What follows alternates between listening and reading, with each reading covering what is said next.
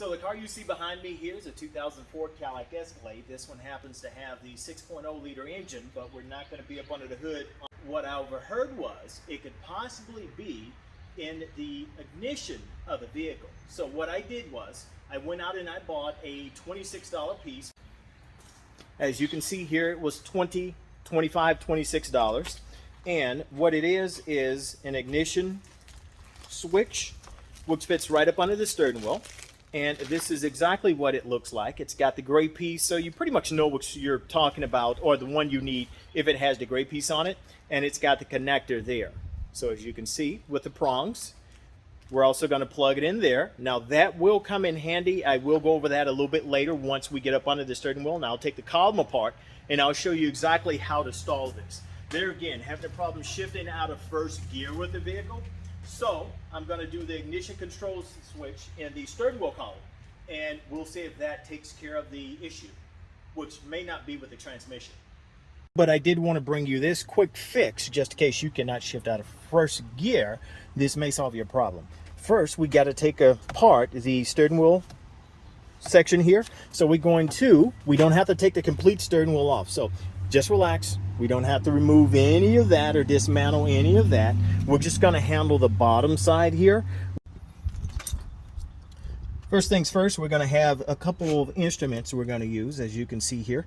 All these are just typical flathead screwdrivers. You can get this probably free. As you can tell, this was provided by a vendor. And then, of course, this one is a little bit more technical, but yeah, you can get both of these free. Flathead screwdrivers, that's all we're going to need. First things first, once you roll in, and to get started, what you must do is, this tilts the steering wheel. So what we're going to do, we're going to have it all the way out there. Now to get this off, all you got to do is just take it and pull as such. So that comes off. All I got to do to put it back on is just take it and insert it.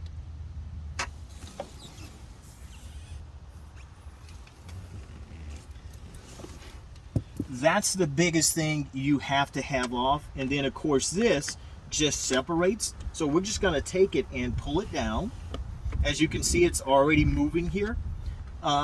You may need your flathead screwdriver, your small one, where this may come in handy. So once we get it here, as you can tell, didn't even need it. Just kind of took it and separated it. Now I'm going to show you what I'm going to do. In the very back here, you've got two clips on the back side. They don't clip all the way on, but they just kind of cup the area in the back to keep it mounted in the very back. As you can see, I've already separated it there. I've got the bottom all the way down. Now I'm going to take you on the other side so you can see exactly what that looks like. Once you're on the other side, didn't even pull this side at all. Just pull the other side, and all of this comes down. Now, as you're pulling down, and I'm going to take you to the back, there's not much more I can show you on this side. That's where you plug in your key. I've already pulled that down. Just pulling one side, disconnected the whole thing. You don't have any screws, so you don't have to worry about unscrewing anything. So once we have this disconnected, then you can continue to pull. Now, what I did was, there's two clips, and I'm going to show you what that looks like. You can push down, unclip it, and then which will allow you to pull directly out, which is that, to connect. And I'll show you how to connect it when we get back. But yeah, just push down to unclip, and we can disconnect that side. We'll go on the other side. I mean, realistically, you don't even need to disconnect that side, but just for giggles. Two clips here on the back side. Just remember, you must unhook those. And then, of course, it's made to just kind of fold down.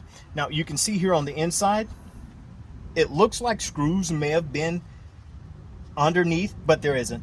This just basically clamps on to the very top piece. You don't have to remove the top piece at all.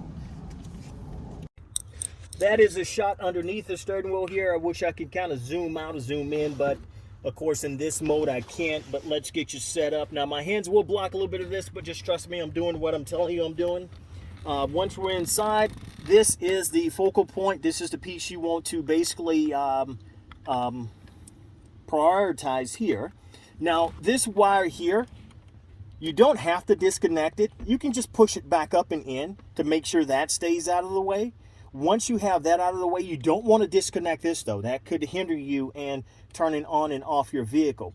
So your ignition control switch here, all you have to do, we're going to take it in. You can see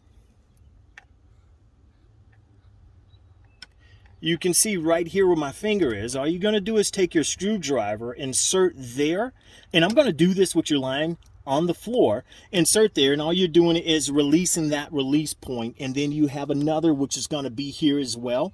We're just going to release both of those release points with our flathead screwdriver. That's going to allow us to pull this down.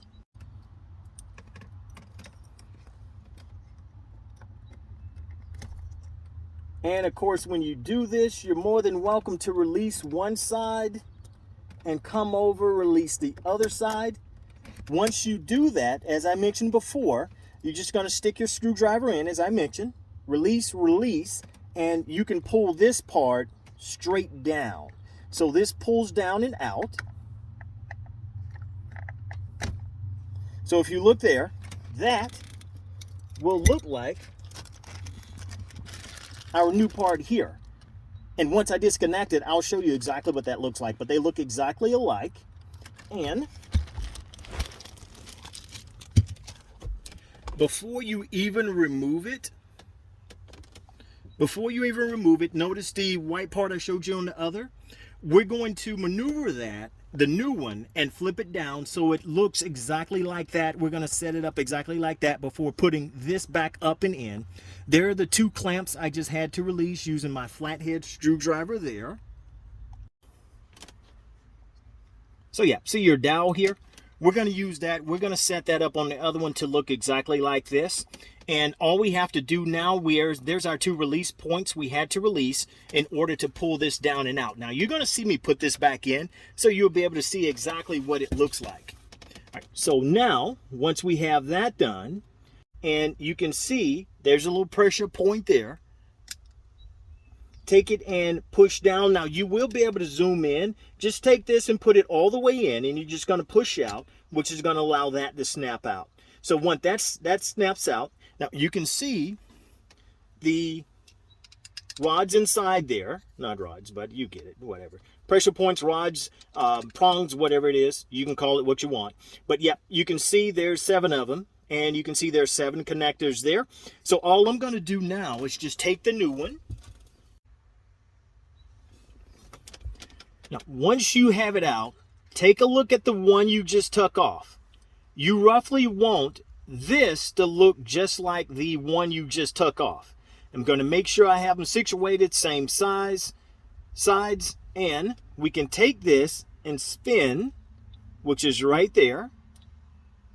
Now you can see on the inside there, that's the last prong, and then it goes up there. So we want to put it back exactly like we had it, which it was there. We want to put this one the same way. So you can see the huge gap there. We're just going to take it. It was right there. We're going to take this and put it in the same position.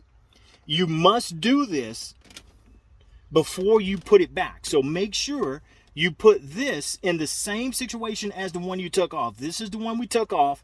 This is the one here. That's exactly where it was, which was there. And we want to spin this one to that same position to get it there before we put it up and in, because if you don't, it won't allow you to turn on your vehicle, things of that nature. So definitely make sure you put it back. Now, the one that I'm disposing of, you can tell it's got a little blackness around the white dowel there. This one does not. So all I'm going to do now is just take this, plug it back in. Well, I have it the wrong way, but plug it back in. Once you have that plugged back in, it locks in there. Once you have it locked in there, now you're just going to take this part and just push it up. Once you get it situated to where you can do so, just make sure you have the dowel exactly like the one you took off, which in that regard we do. And we can take this, put it up and in.